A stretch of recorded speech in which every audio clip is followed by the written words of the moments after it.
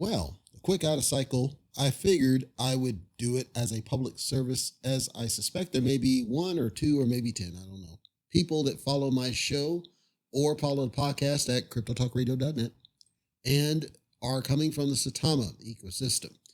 And I think you should know because, as I've said, people outside the crypto bubble do not follow social media heavily and expect to have better communication from these crypto projects and frankly suck at it. I think Satama's done a passable job. Problem is that a lot of their things are jacked up in what they do. It's not necessarily that they suck at communication. They do the best they can. It's just that they communicate faulty information.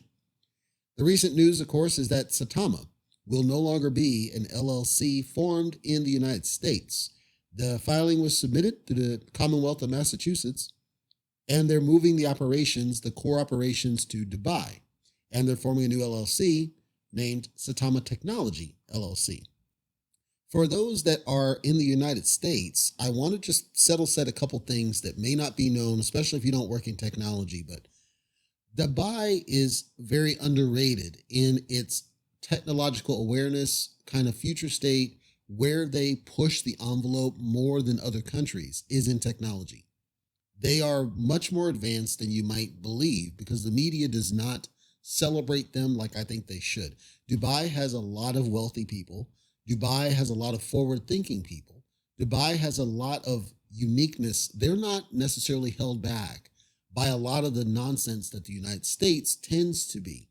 So I think actually moving to Dubai is a good thing. Here's where I have possibly a little issue. You can have LLCs in multiple countries. In fact, it's recommended because it helps you be aware and maintain awareness and strength around the regulations for each country. When you only uproot and go to a certain country, there's a concern that you may overlook certain regulations that still apply to you despite you not being in that country. I point to things like GDPR. People in the United States still have to essentially comply with GDPR when you are an internet business because you could have people that come from overseas and you need to communicate to those people exactly how their information is being used, and they have the right to have their information revoked. And there's all sorts of things that you still have to comply with when you are transacting with somebody from another country. So seeing them dissolve the LLC in Massachusetts was a bit surprising because they didn't need to do that. And it tells me they're trying to duck some smoke from the United States. And I think the inverse might happen, might actually set them up for some problems.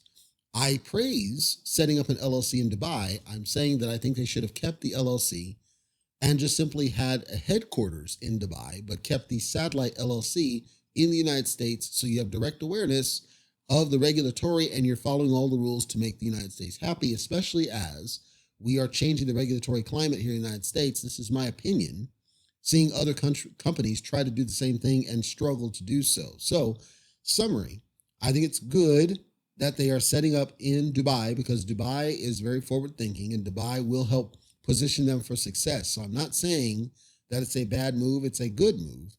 I'm saying that I disagree with them dissolving the Massachusetts LLC entirely, and I think they should have kept that around to make sure that at the end of the day, you've got awareness on all sides of the pond.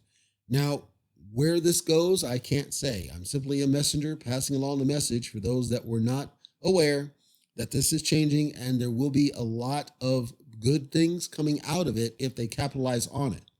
Let's be honest though, the true motivator for this move, apparently Russ, the cult leader, is based out of Dubai.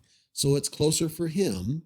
And that helps explain why he puts out, these hype things and doesn't deliver because he's not aware that in the United States, bait and switch is actually a crime. So that could also be a motivator. Suffice, if you want to get more information, I do encourage you to follow and navigate to any of the social media platforms where they are putting out the licensing and the updated registrations and everything else so that you are up to speed with what it means. If you are holding your Saitama, it simply means that there still will be an LLC. It's just that it's going to be based out of Dubai as opposed to the United States. If you are not in the United States, this does not directly affect you. However, just be aware that even if somebody's operating out of the United States, it does not necessarily absolve them of certain regulatory requirements inherent to you being a resident of said province or country or state. So you still have whatever rights that apply when somebody's transacting business in this manner. Make sure that as you do your transactions with the exchanges now, that you're aware that those rights apply to you. If you're in a wallet, you're kind of giving up some of those rights in exchange for the control of your tokens.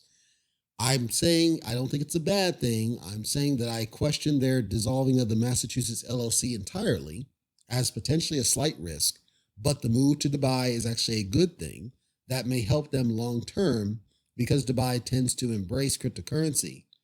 And you need to make sure that you are always aware of what your rights are with respect to you being a resident of whatever country you're in, irrespective of them being in Dubai.